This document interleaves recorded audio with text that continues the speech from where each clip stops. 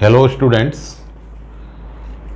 आज chemistry fundamental and mole concept का lecture number 2 है। तो लेक्चर नंबर 1 में हम मैटर का माइक्रोस्कोपिक लेवल पे स्टडी कर रहे थे और उसमें हमने देखा एटम्स के बारे में और एटॉमिक पार्टिकल्स के बारे में, है ना। और एटम्स का इलेक्ट्रॉनिक कॉन्फ़िगरेशन देखा, बैलेंसी देखा। तो लेक्चर 1 का जो लिंक है वो लेक्चर 2 के उसमें सब डिस्क्रिप्शन में हम डाल देंगे। तो आप लोग अगर उसको नहीं देखे होंगे तो आप यहाँ पे उसको देख सकते हैं। तो आज हम शुरू करेंगे माइक्रोस्कोपिक लेवल पे मेजरिंग कैसे करते हैं, है ना। माइक्रोस्कोपिक पार्टिकल्स जो हैं उनका मेजरमेंट कैसे करते हैं। तो आज है measuring the microscopic particles.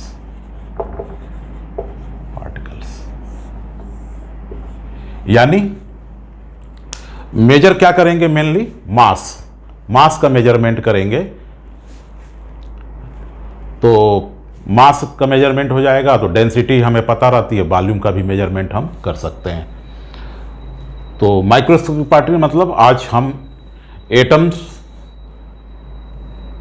Atoms के मास को देखेंगे, मॉलिक्यूल्स के मास को देखेंगे और आयनिक कंपाउंड के मास को देखेंगे हम आज। तो सबसे पहले इसके जो हमारे जो माइक्रोस्कोपिक पार्टिकल्स हैं इसके लिए एक स्पेशल यूनिट, इसका एक स्पेशल यूनिट है जिसको हम पहले इसका नाम था एटॉमिक मास यूनिट, है ना। बाद में आईपीएससी ने इसका नाम चेंज करके और यूनिफाइड मास कर दिया, जिसको स्मॉल यू से डिनोट करते हैं। पहले इसको एएमयू लिखते थे, अब उसी को चेंज करके हम यूनिफाइड मास, है ना, इसको स्मॉल यू से डिनोट करते हैं।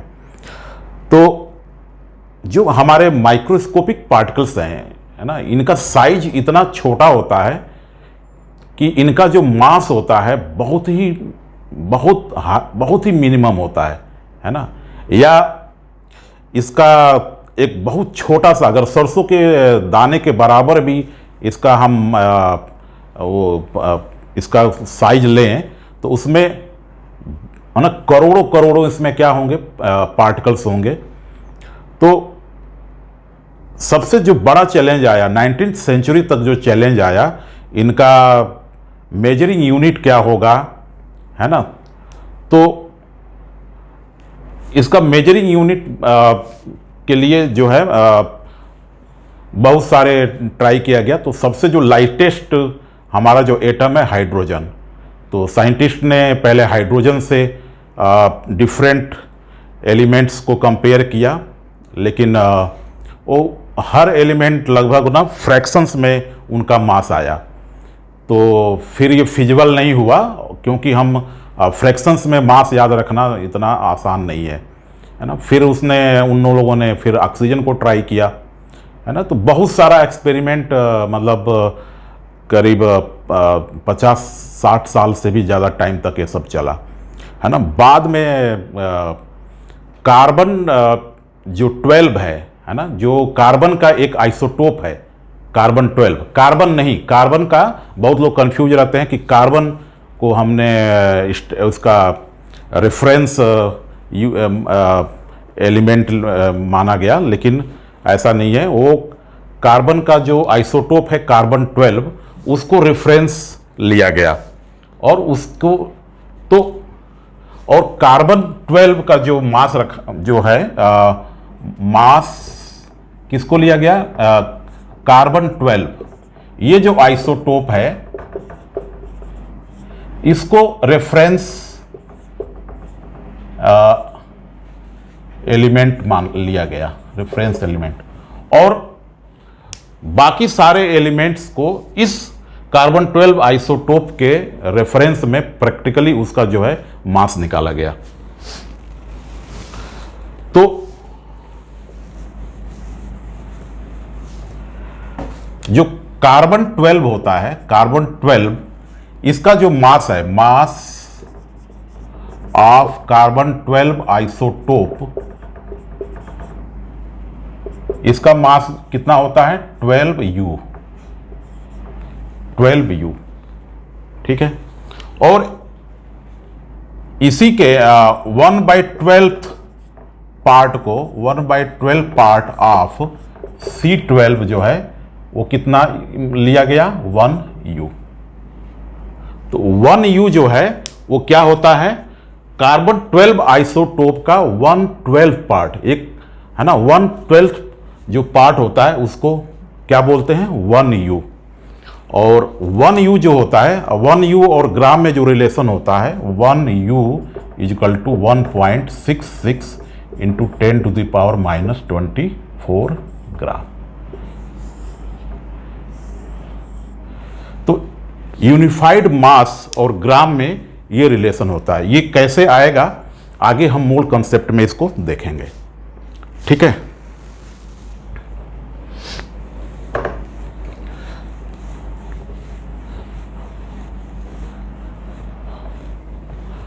तो सबसे पहले क्या देखेंगे हम? Atomic mass.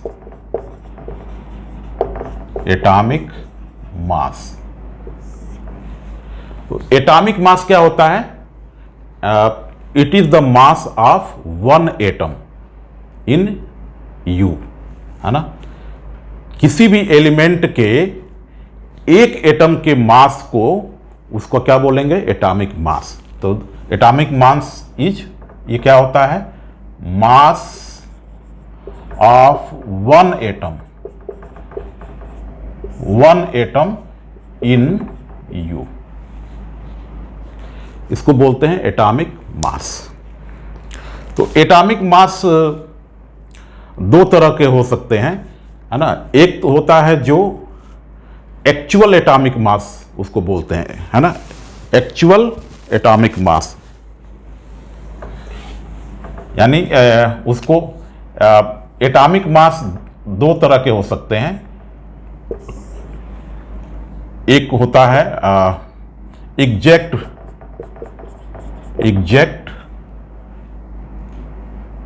या इसको एवरेज एटॉमिक मास बोलते हैं, एटॉमिक मास। और दूसरा जो होता है उसको बोलते हैं कॉमन एटॉमिक मास। ये जो मास है ये न्यूमेरिकल पर्पज के लिए यूज करते हैं, न्यूमेरिकल पर्पज। तो क्या हमने बताया बच्चों? एटॉमिक मास दो तरह के होते हैं। एक तो होता है एवरेज एटॉमिक मास, जिसको एग्जैक्ट एटॉमिक मास बोलते हैं, यानी ये एटम का एग्जैक्ट मास होता है। और एक मास हम पढ़ते हैं जो हम न्यूमेरिकल जो करते हैं, है ना, तो अप्रॉक्सीमेशन कर लेते हैं उसका, तो इसको बोलते हैं कॉमन एटॉमिक मास, ठीक है। तो एवरेज एटॉमिक मास क्या होता है? एवरेज एटॉमिक मास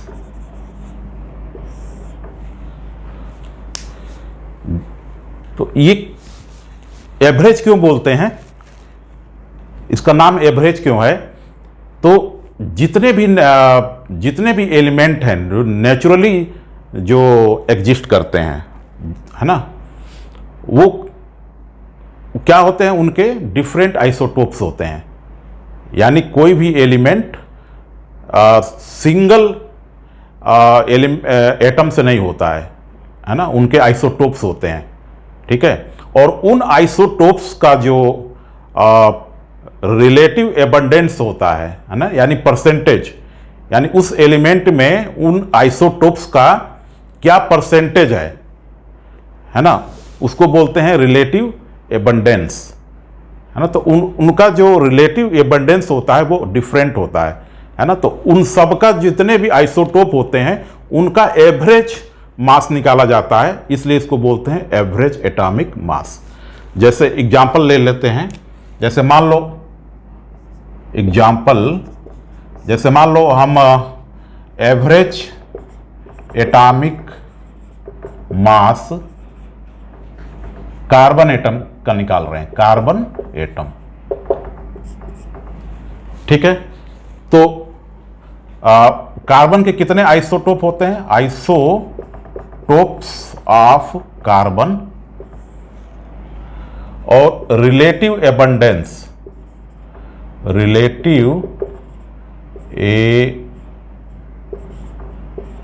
एबंडेंस या इसको परसेंटेज भी बोलते हैं, और इनका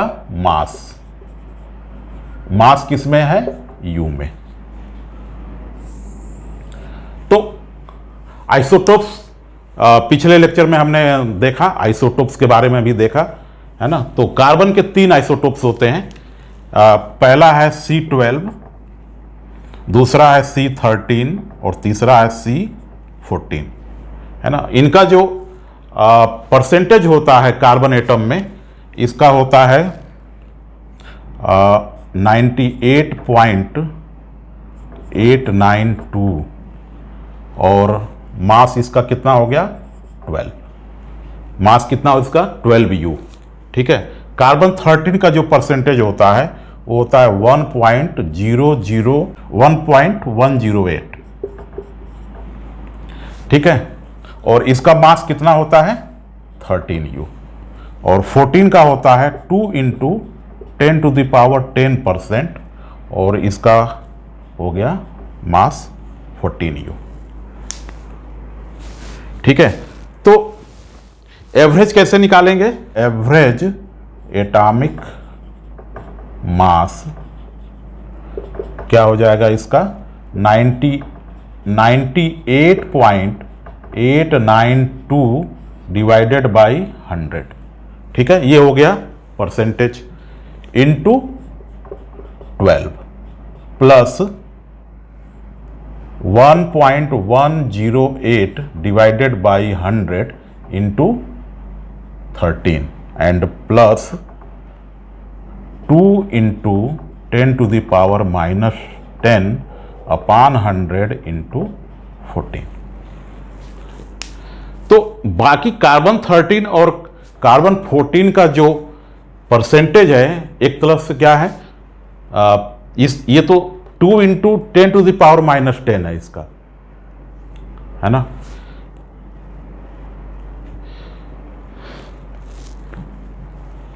तो कहने का मतलब कि अगर 100 एटम्स लें तो उसमें इसके 98.89 लगभग 99 एटम्स इसी के होंगे, है ना। इसका लगभग 1 एटम है और इसका 2 × 10⁻10 एटम्स, है ना। मतलब ये बिल्कुल निगलेक्ट कर सकते हैं इसको।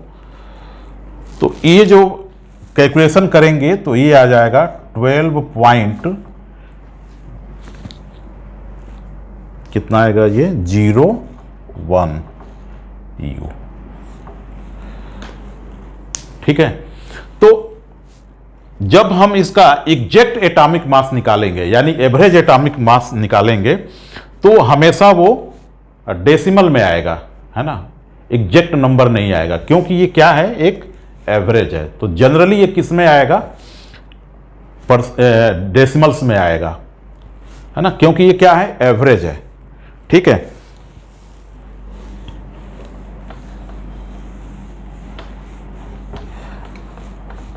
ऐसे ही हाइड्रोजन का निकाल सकते हैं। हाइड्रोजन के कितने आइसोटोप्स होते हैं, उसके भी 3 आइसोटोप्स होते हैं, है ना, प्रोटियम, ड्यूटेरियम और ट्राइटेरियम, है ना। उनका भी रिलेटिव एबंडेंस ऐसे ही लिखेंगे और उनका मास लिखेंगे ना। प्रोटियम का क्या होता है 1p1 तो उसका हो जाएगा 1U, और ड्यूटेरियम का 1d2 होता है तो 2U हो जाएगा, और ट्राइटेरियम का 3U हो जाएगा। तो उसको रिलेटिव एबंडेंस डिवाइडेड बाई 100 और उसके एटॉमिक मास से हम क्या करेंगे, उसको मल्टीप्लाई करके निकालेंगे। तो इस तरह से उसका भी एग्जैक्ट जो एटॉमिक मास आता है वो आता है 1.008U। ठीक है, तो ये भी डेसिमल में आएगा। ठीक है,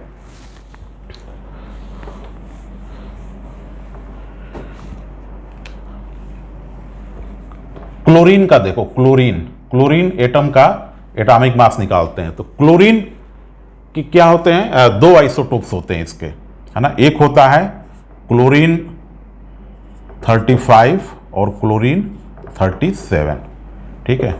इनका जो रिलेटिव एबंडेंस होता है, क्लोरीन होता है 75 और ये होता है 25, है ना, परसेंटेज, ठीक। और एटॉमिक मास हो जाएगा इनका U में, इसका हो जाएगा 35 और इसका हो जाएगा 37, ठीक है। तो एवरेज निकालेंगे, average atomic mass of chlorine, तो कैसे लिखेंगे, ये हो जाएगा 75 divided by 100 into 35 plus 25 divided by 100 into 37, ये आ जाएगा हमारा 3/4 इंटू 35 प्लस 1/4 इंटू 37, तो ये हो जाएगा 105 प्लस 37/4, तो इसको करेंगे 142 डिवाइडेड बाई 4, दैट इज, ये कितना आ जाएगा 35.5, है ना। तो क्लोरीन का एग्जैक्ट एटॉमिक मास जो आता है वो 35.5 आता है, ठीक है, ठीक है। तो यहां पे एक चीज ध्यान देने वाली बात है कि जब हम कार्बन का हमने निकाला था एवरेज एटॉमिक मास, तो कितना आया था वो, कार्बन का हमने निकाला था, कार्बन एटम का जब निकाला था तो कितना आया था 12.011 U, और क्लोरीन का निकाल रहे हैं तो ये आ रहा है 35.5।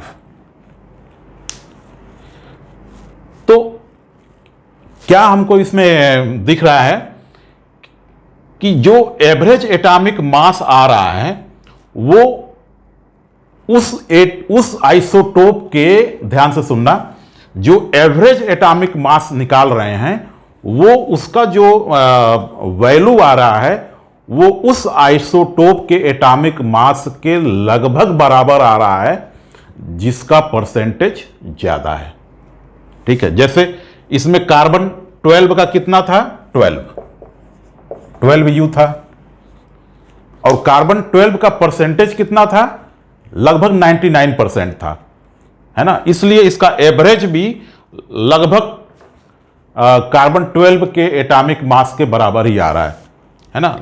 क्लोरीन में क्या है, क्लोरीन में किसका ज्यादा है, क्लोरीन 35 का परसेंटेज है 75, है ना, लेकिन इसका जो एवरेज मास आ रहा है वो 35 के लगभग बराबर नहीं आ रहा है ना। इसको हम इतना अप्रॉक्सीमेट नहीं कर देते, 35.5 है ना।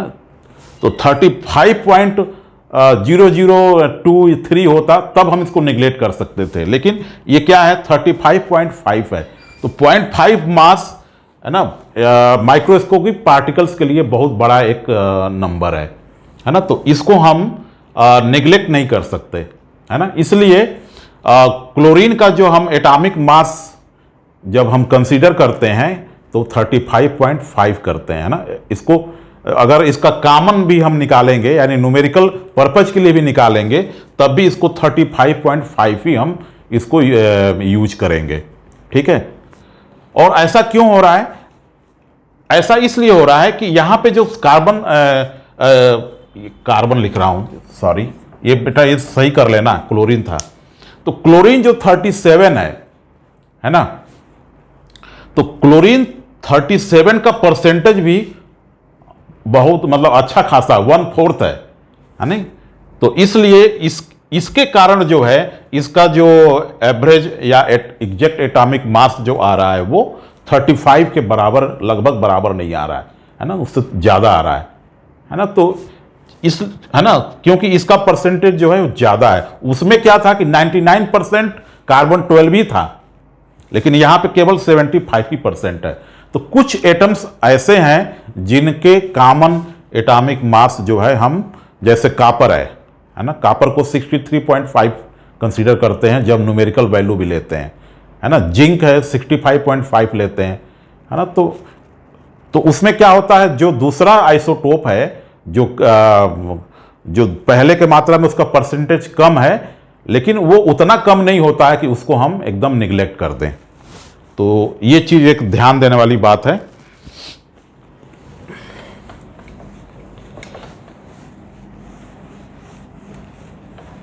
तो ये इस तरह से एवरेज एटॉमिक मास जो है हम निकालते हैं किसी भी एटम्स का, है ना। लेकिन न्यूमेरिकल पर्पस में कौन सा यूज करते हैं, उसको बोलते हैं common atomic mass. Common atomic mass calculate करने का तरीका ये क्या होता है, कॉमन एटॉमिक मास। तो इसमें हमने क्या बोला था, लेक्चर 1 में हमने बताया था कि एटॉमिक मास में प्रोटॉन का मास और न्यूट्रॉन के मास को ही कंसीडर किया जाता है। लास्ट में हमने एक टेबल बनाया था सब एटॉमिक पार्टिकल्स का, उसमें मास, है ना, मास ग्राम में और एमयू में भी हमने लिखा था उसका, है ना। तो उसमें हमने क्या बताया था कि एटॉमिक मास निकालने में किसको कंसीडर करते हैं, प्रोटॉन के मास को और न्यूट्रॉन के मास को कंसीडर करते हैं, इलेक्ट्रॉन के मास को हम नेग्लेक्ट कर देते हैं, ठीक है। तो वही यहां पे यूज होगा। तो ये क्या हो जाएगा, नंबर ऑफ प्रोटॉन, पी क्या है, number of proton into mass of one proton, mass of one proton, plus number of neutron n into mass of one neutron, ठीक है। कॉमन एटॉमिक मास को ऐसे लिख सकते हैं, number of proton into mass of one proton plus number of neutron into mass of one neutron, ठीक है। ये क्या हो जाएगा, P into 1U plus N into 1U, ठीक है। तो उसमें हमने दिखाया था ना कि प्रोटॉन का मास क्या लेते हैं 1U और न्यूट्रॉन का मास क्या होता है 1U, है ना, क्योंकि प्रोटॉन और न्यूट्रॉन का मास, है ना, बराबर होता है, ठीक है। तो इसको ऐसे लिख सकते हैं, या इसको लिख सकते हैं P plus N into U, है ना, 1U मतलब U, ठीक है। और P प्लस N को क्या बोलते हैं, A। तो ये कितना हो जाएगा, AU। तो कॉमन एटॉमिक मास क्या होता है, A, है ना, क्या होता है A, और उसको यूनिट क्या हो जाएगा, U। किसी भी अगर एटम का हमें एटॉमिक मास लिखना है तो उसका मास नंबर और U लिख देंगे, है ना। जैसे कार्बन का लिखना है तो 12U, कितना हो जाएगा 12U, है ना। नाइट्रोजन का कितना हो जाएगा 14U, है ना। नाइट्रोजन क्या होता है 714, है ना। कार्बन हो जाएगा 6 12 1H1 7 14, ऐसे 14U हो जाएगा, है ना। कैल्शियम कितना होता है 40 20, है ना। तो मास नंबर को हमको देखना है, मास नंबर को, तो ये हो जाएगा 40U, ठीक है। अगर मैं पूछूं कैल्शियम 2 प्लस का क्या होगा, यानी कैल्शियम आयन का कितना होगा एटॉमिक मास, तो वो भी कितना होगा 40U ही होगा, है ना। तो आयन, तो इसमें क्या है, 2 इलेक्ट्रॉन इसमें कम हो गए हैं, है ना। तो इलेक्ट्रॉन कम हो जाए या आ जाए, इलेक्ट्रॉन के मास को तो कंसीडर करते ही नहीं है ना, तो उससे कोई फर्क पड़ेगा नहीं। तो जो कैल्शियम का होगा वही कैल्शियम, है ना, 2 प्लस का भी होगा, है ना। जो ऑक्सीजन का होगा कितना होगा, ये 16U, वही ऑक्सीजन 2 माइनस, ऑक्साइड आयन का भी उतना ही होगा। कितना होगा? ये भी 16U होगा। ठीक है, तो इस तरह से कॉमन एटॉमिक मास निकालते हैं।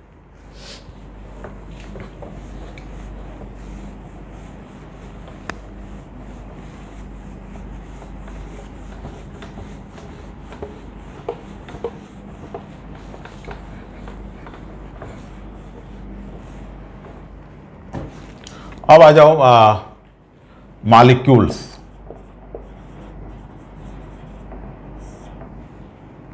जो थर्ड माइक्रोस्कोपिक पार्टिकल है, क्या हमने बोला था? मॉलिक्यूल। तो मॉलिक्यूल्स क्या होते हैं? तो molecules are smallest microscopic particles that can exist in free state, है ना। मॉलिक्यूल क्या होता है? ये फ्री स्टेट में रह सकता है। और मॉलिक्यूल जो है वो किसी सब्सटेंस के सारे प्रॉपर्टी को शो करता है, यानी केमिकल प्रॉपर्टी हो या फिजिकल प्रॉपर्टी हो, है ना। तो अगर कोई सब्सटेंस है, उसका एक मॉलिक्यूल ले लें तो वो उस पूरे सब्सटेंस को रिप्रेजेंट करेगा, यानी सारे उसके केमिकल और फिजिकल प्रॉपर्टी को ये शो करता है। तो क्या हमने बोला? मॉलिक्यूल्स जो है वो ये फ्री स्टेट में, मॉलिक्यूल जो है फ्री स्टेट में रहता है ना। तो molecules are smallest particles that can exist in free state under ordinary condition, है ना। किस मतलब ऑर्डिनरी कंडीशन में भी ये केस में रहेगा, फ्री स्टेट में रहेगा। तो मॉलिक्यूल्स दो तरह के हो सकते हैं, है ना। एक होगा मॉलिक्यूल्स ऑफ एलिमेंट्स, है ना। मॉलिक्यूल्स ऑफ एलिमेंट्स, एलिमेंट्स के मॉलिक्यूल, है ना। तो बताए थे ना कि जो एटम्स हैं वो सेम एटम्स मिलके मॉलिक्यूल बनाते हैं और डिफरेंट एटम भी मिलके मॉलिक्यूल्स बनाते हैं। तो मॉलिक्यूल्स ऑफ एलिमेंट क्या होंगे? इसमें सेम टाइप ऑफ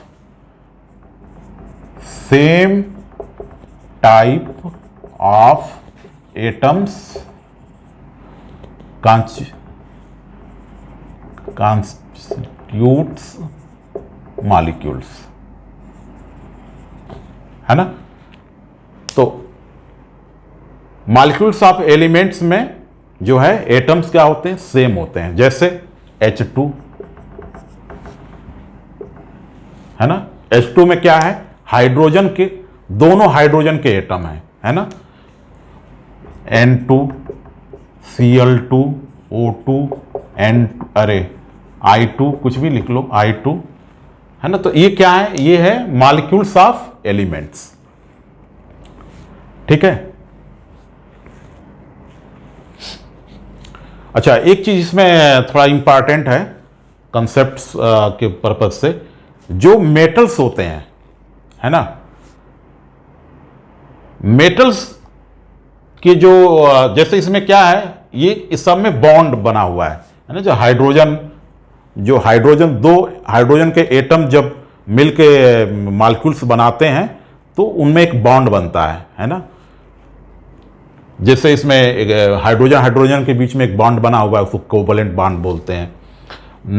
नाइट्रोजन में भी क्या बना है? कोवलेंट बॉन्ड बना हुआ है। ऑक्सीजन में भी क्या हुआ है? दोनों एटम के बीच में क्या है? बॉन्ड बना हुआ है। जैसे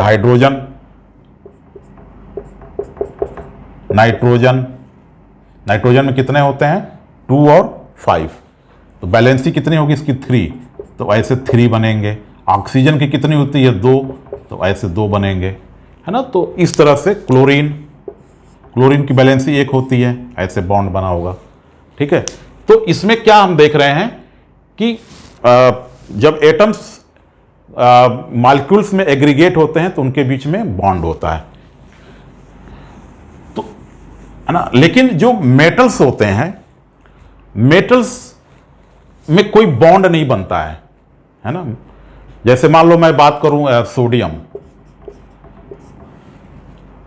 तो सोडियम में बहुत सारे सोडियम के एटम जो है वो एक साथ रहते हैं, एग्रीगेट रहते हैं, लेकिन उनमें कोई बॉन्ड नहीं बनता है ना। उनमें एक मेटेलिक फोर्स लगता है जिसके कारण वो एक दूसरे से एकदम एग्रीगेट रहते हैं। लेकिन बॉन्ड नहीं बनता। इसलिए इसको जब लिखते हैं किसी केमिकल फार्मूला में तो इसको सिंगल ऐसे, है ना, बहुत सारे इसके एटम्स रहते हैं लेकिन सिंगल एटम को ही हम वहां पे प्रेजेंट करते हैं। जब इसके जैसे कहीं पर लिखोगे, जैसे मान लो कल लिखे थे C+O2 इजिकल टू CO2, है ना, ऐसे लिखते हैं। जैसे मैं लिख दूं Fe प्लस H2SO4, ये क्या बन जाएगा, FeSO4 प्लस H2, है ना। तो ये देख सब जगह मेटल्स क्या है, उसका मतलब मोनो एटॉमिक की तरह लिखा हुआ है। जबकि अगर देखा जाए तो ये बहुत सारे आयरन के एटम जो है वो एग्रीगेट रहते हैं, लेकिन उनके बीच में कोई बॉन्ड नहीं बनता है ना। बस उनके बीच में एक मेटेलिक फोर्स लगता है जिसके कारण वो एग्रीगेट रहते हैं।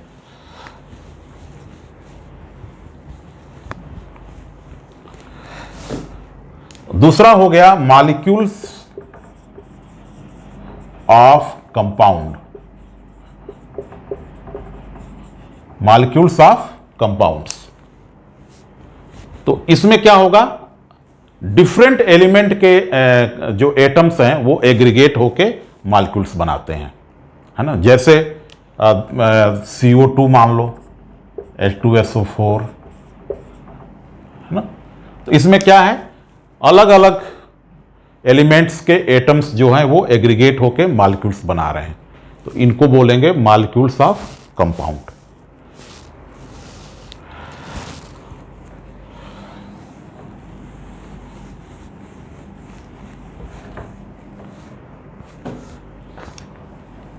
तो इसके मास को मेजर करते हैं, उसको बोलते हैं मॉलिक्यूलर मास, मॉलिक्यूलर मास। तो जैसे एटॉमिक मास क्या था, mass of one atom in U, वैसे ही मॉलिक्यूलर मास क्या हो जाएगा, mass of one molecule in U। तो ये हो जाएगा mass of one molecule of an element or compound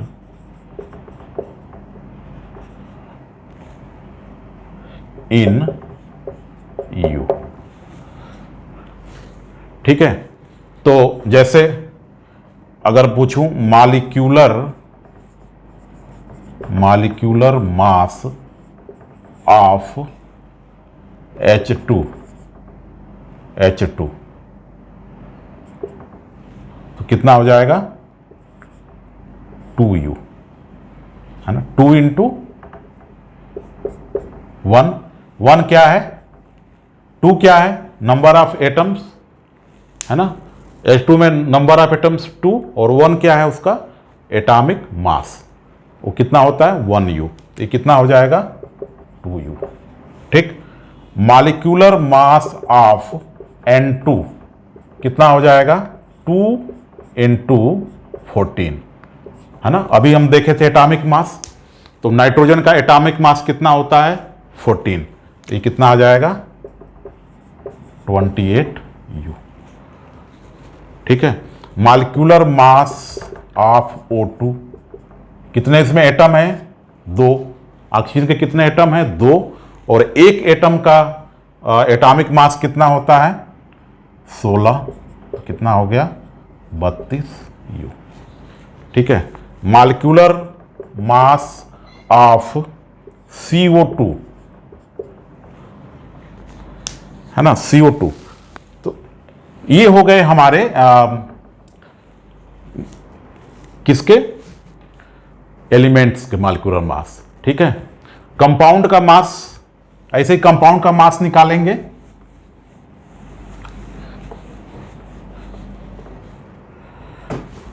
तो मास, मॉलिक्यूलर मास ऑफ कंपाउंड, है ना। थोड़ा सा ये उससे कॉम्प्लिकेटेड होगा, तो ये क्या होता है, is equal to sum of atomic mass of all atoms, है ना।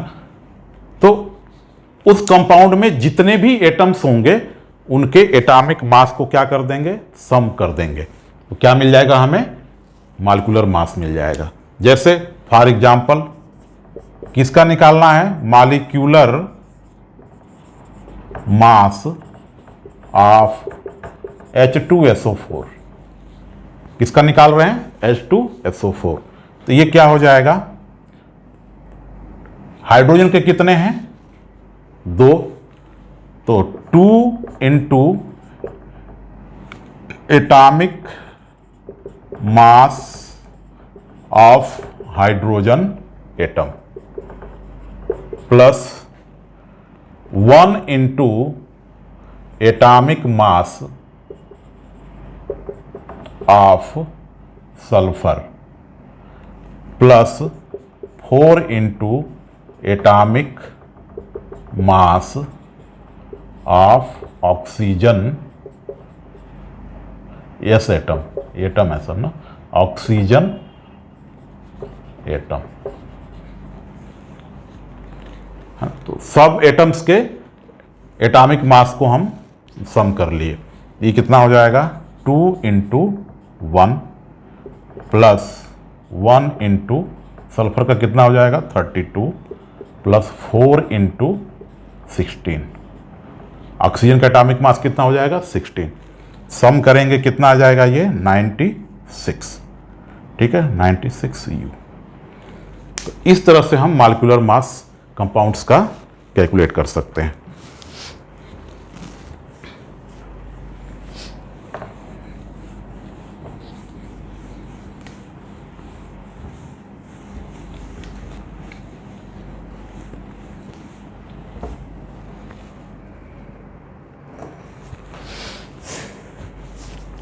तो अभी तक हमने क्या देखा, एटॉमिक मास देखा, एक एटम का क्या मास होता है, और क्या देखा, मॉलिक्यूलर मास देखा, है ना।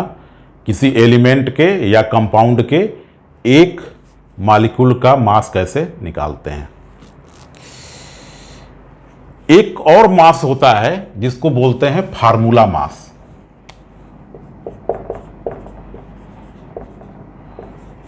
फार्मूला मास तो न्यूमेरिकली अगर देखा जाए तो फार्मूला मास जो है वो मॉलिक्यूलर मास ही होता है ना। जिस तरह से मॉलिक्यूलर मास निकालते हैं वैसे ही फार्मूला मास निकालते हैं, लेकिन इसका नाम क्यों अलग है, पहले तो देख लेते हैं कैसे निकालेंगे। जैसे मान लो एक तो फार्मूला मास जो आयनिक कंपाउंड होते हैं, है ना, कंपाउंड में जो आयनिक कंपाउंड होगा उसके मास को बोलते हैं फार्मूला मास, ठीक है। आयनिक कंपाउंड क्या होते हैं, जब एक मेटल जो है किसी नॉन मेटल के साथ एग्रीगेट होता है, कंबाइंड होता है, कॉन्स्टिट्यूएंट्स, जब एक मेटल और एक नॉन मेटल जब मिलके अगर कंपाउंड बनाते हैं तो उसको बोलते हैं आयनिक कंपाउंड, है ना। उनके बीच में आयनिक बॉन्ड बनता है। जैसे मान लो NaCl है, NaCl, NaCl में Na क्या है, मेटल है, और Cl क्या है, नॉन मेटल है। तो इनके बीच ये क्या है, एक इनके बीच में आयनिक बॉन्ड बनता है ना। नाइट्रोजन एक, कल बता रहे थे, नाइट्रोजन अपना एक इलेक्ट्रॉन इसको ट्रांसफर कर देगा और इनके बीच ऑक्टेट कंप्लीट हो जाता है। तो इस पे क्या आ जाएगा, प्लस चार्ज आ जाएगा, इस पे माइनस आ जाएगा, ठीक है। और इनके बीच में, ये प्लस और माइनस के बीच में एक इलेक्ट्रोस्टैटिक फोर्स लगता है जिसके कारण ये एक दूसरे से कंबाइंड रहते हैं, है ना। तो इस तरह के बॉन्ड को बोलते हैं आयनिक बॉन्ड। तो अगर कोई आयनिक कंपाउंड है तो उसके मास को हम बोलते हैं फार्मूला मास। निकालने का तरीका वही है, इसका भी निकालेंगे। जैसे लिखें अगर फार्मूला मास ऑफ NaCl, ये क्या हो जाएगा, वैसे ही 1 इंटू सोडियम का कितना होगा, 23 प्लस 1 इंटू 35.5, ये आ जाएगा 85.3, है ना, 58.5। देखो निकाला हमने वैसे ही, है ना, बस नाम में अंतर है। नाम इसलिए अंतर है कि ये कंपाउंड जो है वो आयनिक कंपाउंड, तो जब भी आयनिक कंपाउंड के मास को लिखेंगे तो उसको हम फार्मूला मास उसको लिखेंगे, ठीक है। निकालते हैं उसी तरीके से, न्यूमेरिकली कोई अंतर नहीं है, थ्योरेटिकली जो है वो अंतर है ना।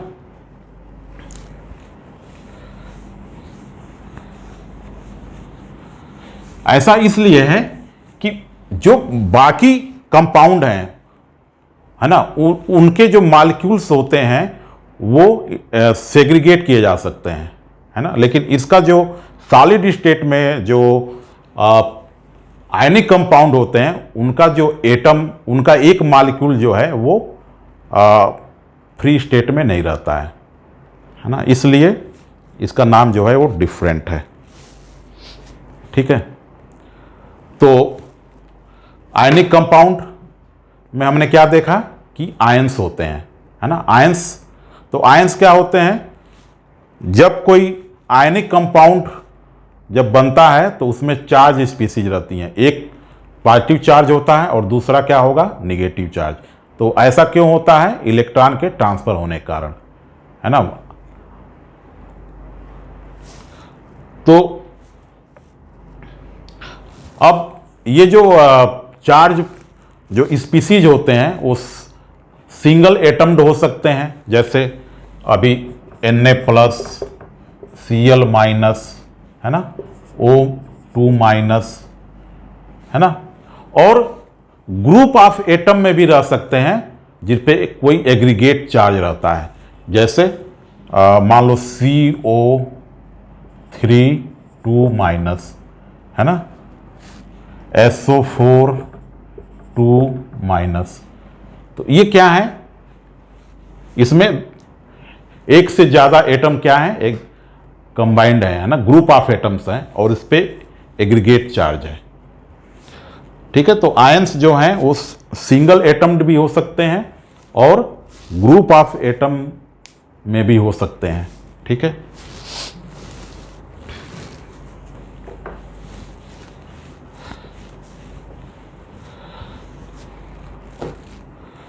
अब एक बहुत छोटी सी चीज़ है जिसको बोलते हैं एटॉमिसिटी।